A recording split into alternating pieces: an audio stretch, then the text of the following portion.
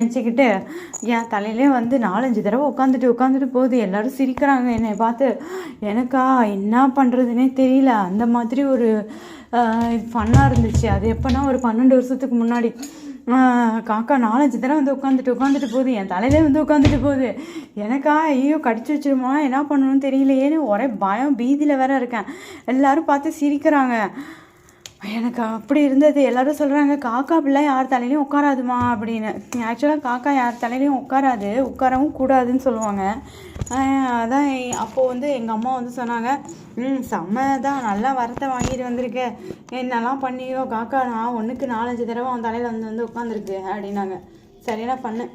இது கோவில் கோபுரம் பாருங்களேன், காலங்காத்தால அது நிலாவோட நீ பார்க்கும்போது அவ்வளோ ஒரு அழகாக இருந்தது. விடிஞ்சும் விடியாமையும் நிலாவோட செம்மையாக இருந்தது.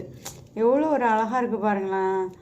ஐயோ எனக்கு அப்படியே கண்ணுக்குள்ளே இருந்தது. ரொம்ப நேரம் அங்கேயே நின்று வேடிக்கை பார்த்துட்டே இருந்தேன் கோபுரத்தை. எனக்கு அவ்வளோ பிடிச்சிருந்தது.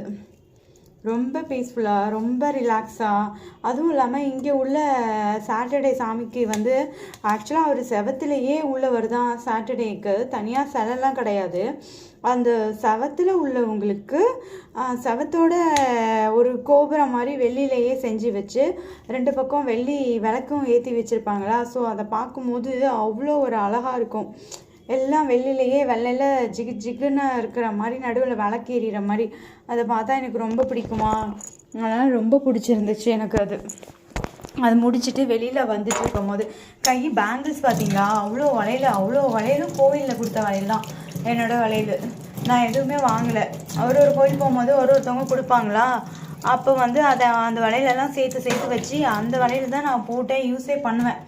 ஆக்சுவலாக ஒரு 3 செட்டு வளையல் வச்சுருக்கேன். இந்த கைக்கும் அதே மாதிரி வளைகாப்பு மாதிரி வளையல் போட்டிருப்பேன். இந்த கைக்கு ஜிகுன்னு வளையலா, இந்த கைக்கு பிளெயின் வளையல், இன்னொரு பிளெயின் வளையல். அது ஒரு 8 மட்டும் இருக்கும். அதோடு அவ்வளோதான். ஆனால் எனக்கு ரொம்ப பிடிக்கும் இந்த மாதிரி வளையல். எனக்கு அவ்வளோ பிடிக்கும்.